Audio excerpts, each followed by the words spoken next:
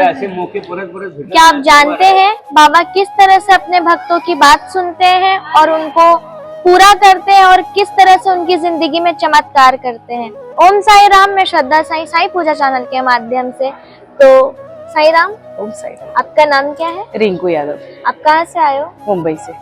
तो आपकी जिंदगी में जो बाबा के मिरेकल हुए, जो आपने एक्सपीरियंस किए हैं, वो आप सब अपने डिवोटीज को बताइए इस चैनल के माध्यम से कि बाबा ने आपके साथ क्या क्या किया है और आप किस तरह से बाबा को मानते हैं।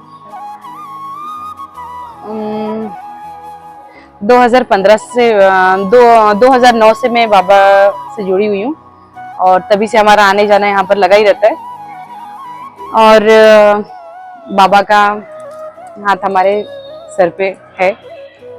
और आज मुझे मतलब एक टाइम ऐसा था कि मैं फर्स्ट टाइम 1000 रुपये लेके बाजू वाली से लेकर आई थी और आज मेरे पास 1 करोड़ का फ्लैट है। क्या बात। और आज मुझे अधिकांश लोग मेरे एरिया में मुझे साई के नाम से ही मुझे जानते हैं कि ये लोग शिरडी जाते हैं, इनके पास ऐसा बाबा की बहुत कृपा है इनके पास। हमें देखते हुए बहुत से लोगों ने मतलब पहले तो कोई इतने कि हाँ संत है ऐसा वैसा, मगर बहुत लोग ने मानना चालू कर दिया क्योंकि मैं मोबाइल के थ्रू देखती हूँ कि जिसके पहले स्टेटस नहीं लगते थे साईं बाबा के, अब उनके स्टेटस लगने लगे। क्या बात। सबसे बड़ी बात मैंने आज ये चीज आज एक मतलब देखी मैंने कि मतलब लोग यही सोचते हैं कि आज जिनके पास जो कुछ, क्योंकि मुझे वहां लोग ने देखा है कि मैं किस कंडीशन के कहाँ तक पहुंची हूँ, तो उनको सबको मालूम है कि इनके ऊपर बाबा की बहुत बड़ी कृपा है। ऐसा कोई अपना एक्सपीरियंस शेयर करे। हॉस्पिटल का एक्सपीरियंस। हाँ, कितने अभी दो साल पहले की बात है। मेरा ऑपरेशन था, मुझे पथरी हुआ था तो डॉक्टर मतलब ऑपरेशन करने के लिए मतलब मेरा ऑपरेशन सुबह सबसे पहला ऑपरेशन मेरा था 9 बजे का। तो 9 बजे का ऑपरेशन था मेरा, तो मुझे ऑपरेशन थिएटर में लेके चले गए। तो वहां पर होता है ना ऑपरेशन थिएटर में सबको वहां पर जिसका ऑपरेशन होता है तो वहां अंदर वो लोग रख देते हैं, अंदर वहां पर बैठ जाते हैं। तो सबसे पहला मेरा ऑपरेशन था, मगर एक होता है ना फर्स्ट टाइम ऑपरेशन, बहुत घबराहट होती है। तो मुझे ऐसी बहुत घबराहट हो रही थी, मतलब ऐसी इतनी घबराहट हो रही थी ना कि मेरा मतलब थोड़ा ऐसा मेरे कुछ रिपोर्ट्स ऐसा माइंड का कुछ थोड़ा प्रॉब्लम का कुछ रिपोर्ट्स भी आया था। इसलिए डॉक्टर ने बोला कि इनका बहुत ज्यादा पैनिक है, इसके कारण की थोड़ा इनका ऑपरेशन थोड़ा लेट करेंगे। तो मैं बहुत ज्यादा बहुत घबरा गई थी। तो घबराई, ये मुझे वहां से कांच से वहां देख रहे और मैं यहाँ बहुत, ये मुझे बार बोल रहे सो जाओ। और मेरे साथ के सबके ऑपरेशन हो गए थे, मेरा ऑपरेशन नहीं हुआ था। तो मुझे इतनी घबराहट हो रही थी कि मेरे पल्स कम हो रहे थे, 70 से ऊपर मेरे पल्स नहीं जा रहे थे। 70 75 इतने ही पल्स मेरे जा रहे थे घबराहट के कारण। बहुत घबराहट हो रही थी कि क्या होगा क्या नहीं होगा। और मेरी पथरी की जो थैलियां थी, मतलब 2 साल से मेरे को पथरी था और बहुत इन्फेक्शन भी फैल गया था। डॉक्टर ने फिर भी जल्दी बोला इसको जितना जल्दी हटा दो वो ठीक है। तो मुझे बहुत घबराहट हो, क्या होगा ऑपरेशन में क्या नहीं होगा, और मुझे सांस का भी थोड़ा प्रॉब्लम था। तो ऐसे मैं बैठी और बैठे बैठे ऐसे मुझे बहुत घबराहट हो रही थी, क्या करूं क्या नहीं करूं, कैसे ऑपरेशन होगा मेरा, बहुत घबरा रही थी। तो ये मुझे कांच के उस तरफ से मुझे इशारा कर रहे कि सो जाओ। मैं थोड़ा लेटूं बैठूं, मुझे बहुत घबराहट हो रही थी। फिर अचानक से एक बार मैंने ऐसा आंख बंद किया तो वो ऑपरेशन थिएटर में, मैं यहाँ बैठी हूँ, बाजू ऑपरेशन चल रहा है मेरे। तो ऐसा हो सकता है कि ऑपरेशन थिएटर में कोई गाना बजाएगा? कोई नहीं बजाएगा। और मेरे साथ जो भी एक ये बाबा का अनुभव हुआ है, मेरे हस्बैंड मेरे साथ में रहे, नहीं तो मेरी बातों पे कोई यकीन नहीं करता।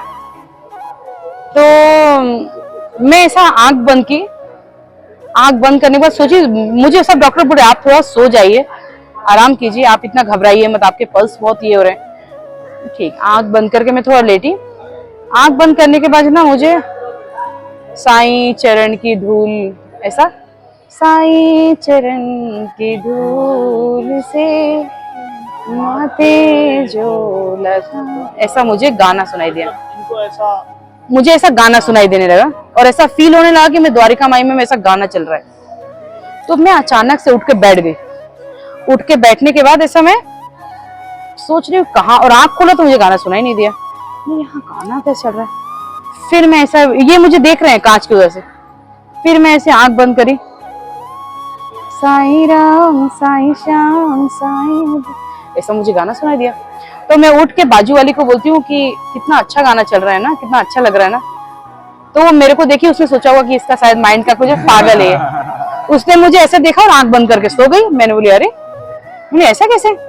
फिर इन्होंने मुझे देखा, मुझे बोला क्या हुआ। मैं कुछ नहीं। फिर मैं सो तो मुझे लग रहा था द्वारका माई में जो ट्यूनिंग बजती है ना गाना, ऐसा सुकून मुझे ऑपरेशन थिएटर में मुझे मिला। फिर मैं अचानक से बैठ के ऐसा, ये तब तक वहां से अंदर आए तो ये मुझे बोलते हैं कि क्या हुआ, तुम बार बार सो रही हो, उठ रही हो। मैं बोली सागर एक बात बोलूं। बोले बोलो। मुझे ना साईं बाबा का गाना सुनाई दे रहा है और मुझे बहुत सुकून मिल रहा है। तो ये सोचे कि सही में लगता है इसका माइंड फेल हो गया। तो ये बोलते अरे रिंकू आराम से, तुम चुपचाप से सो जाओ, तुम आराम से सो, घबराओ मत, कुछ नहीं होगा, सो जाओ। तो फिर मैं ऐसे सोने गई तो फिर मुझे गाना सुनाई देने लगा। आंख खोल रही तो गाना नहीं सुनाई दे रहा, आंख बंद करी तो मुझे गाना सुनाई दिया। तो मैंने बोली सागर आप देखो गाना बज रहा है। तो ये बोले रिंकू ऑपरेशन चल रहा है, कहाँ गाना है, कौन बजाएगा, तू ज्यादा इतना सोच मत, चुपचाप है। मैं बोली आप आंख बंद करो और गाना सुनो। हमने भी जब मतलब आँख नहीं बंद किए ना, उसके बाद में मैं जब आया अंदर और इन्होंने हमको यानी ऐसे बोले कि एक बारी आंख आप यानी बंद करके सुनिए। हमने भी जब आंख वो किए बंद किए तो फिर हमको एकदम ऐसी हल्की आवाज में ऐसा लग रहा है कि दूर से कहीं से हाँ आवाज आ मतलब रही है। ऐसे यानी गूंजते हुए आवाज हमारे अंदर ऐसा यानी फील हुआ। साईं राम साईं श्याम साईं भगवान और ये बाबा की बूटी हमेशा हमारे पास रहते हैं। सबसे मतलब मेरे पास तो 24 घंटा ये मतलब मोबाइल के एकदम अंदर भी मैं रखती हूँ। मधुर आवाज में हमारे बाबा की बूटी रखती हूँ। हाथ में लेके आप लोग दोनों हस्बैंड वाइफ जो है गाना बहुत अच्छा लगता है जी। ये बाबा की बूटी मेरे एनी टाइम मेरे पास रहती है। तो ये बाबा की बूटी भी वहाँ ऑपरेशन थिएटर में मुझे लगा के गए थे। बोले रिंकू टेंशन मत लेना, ये आराम से तुम आए। ये लगाने के बाद ही मेरे साथ ऐसा माथे पे लगाया मैंने जाके, हाथ में हाँ। हमारे भूती, फिर मैंने लगाया। और उसके इतना बाद में- इजीली मेरा ऑपरेशन हो गया, इतना इजीली मेरा ऑपरेशन हुआ। डॉक्टर ने खुद बोला कि इतना इजीली ऑपरेशन हो गया, बहुत अच्छे से मेरा ऑपरेशन हो गया, कोई भी मुझे प्रॉब्लम नहीं आई। लोग सब बोलते हैं कि ऑपरेशन करने के बाद जब पित्त का थैली निकल जाता है, लूज मोशन होता है, हम बहुत वीक हो जाते हैं, हमें खाना नहीं पचता है। कुछ भी मगर नहीं। बाबा की कृपा से आज तक मुझे 2 साल ऑपरेशन को हो गए।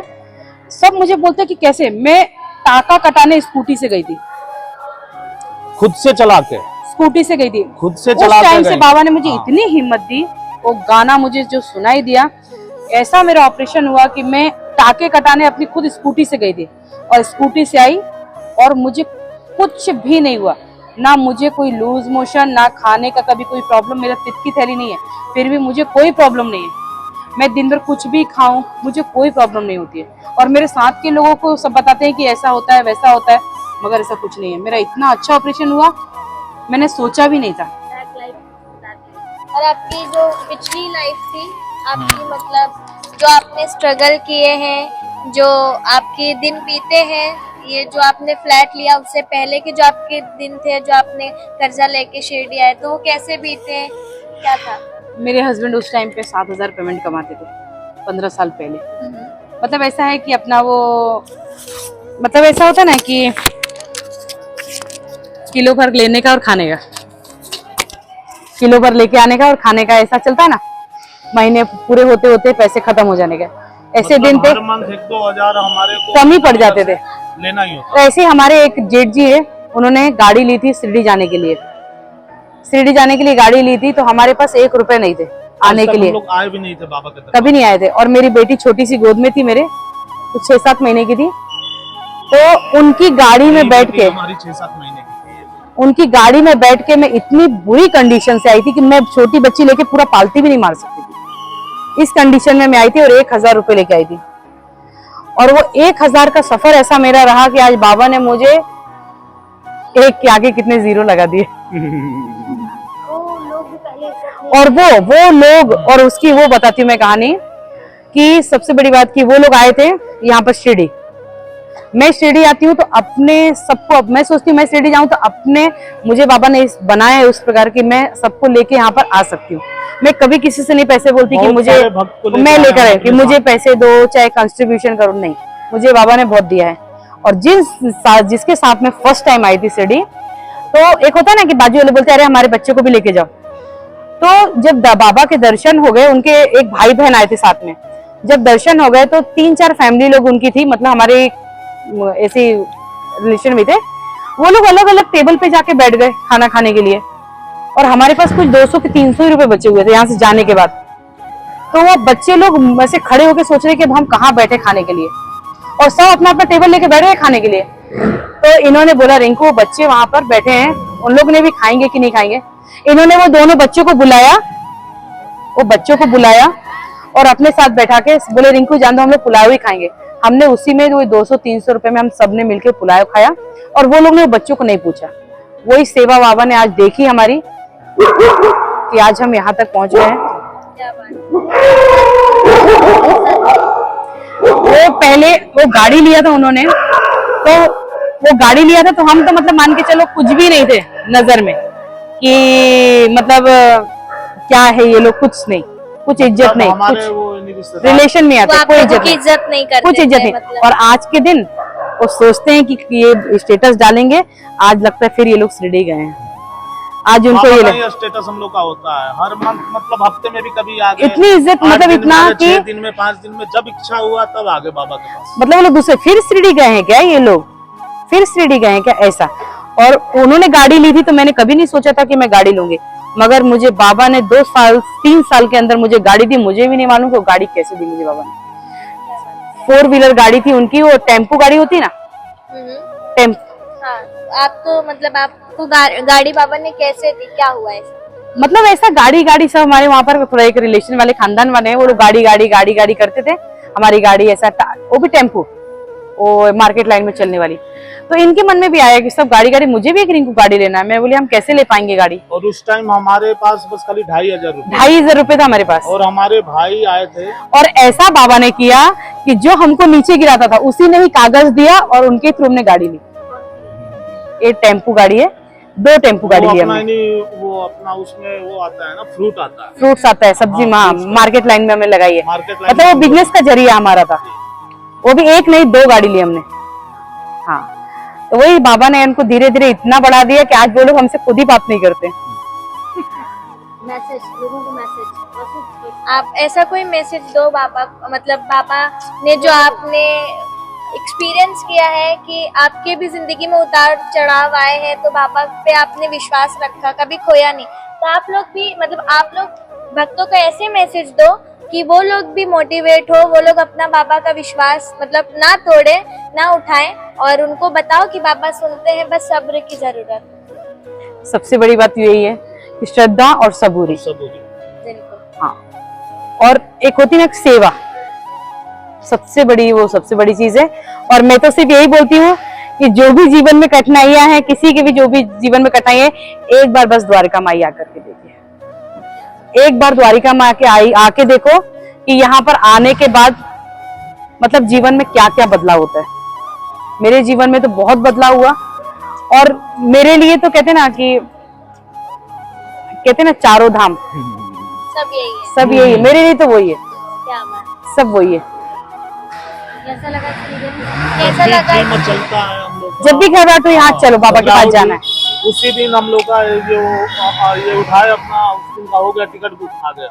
तो आप लोग देख रहे हो, ये जब फर्स्ट टाइम आई थी तो 1,000 रुपए लेके आई थी, और आज का वो वक्त है कि जब इनका मन होता है तभी आ जाती है, कोई बात की टेंशन नहीं, पैसा है गॉडी नहीं। बाबा ने इतना इनको नवाजा है, इतना दिया है कि कभी ये शिरडी आने के लिए सोचती नहीं है कि मेरे पास इतना पैसा है या हमारे पास खाने को नहीं है। बाबा ने इतना इनको दिया है, इनके भाव देख के। तो कैसा लगा एक्सपीरियंस, हमें 9918073846 पर जरूर बताएं, और लाइक करें, शेयर करें और कमेंट करें। ओम साई राम। श्री सच्चिदानंद सद्गुरु साईनाथ महाराज की जय। शिरडी के राजा की जय। ओम साई राम।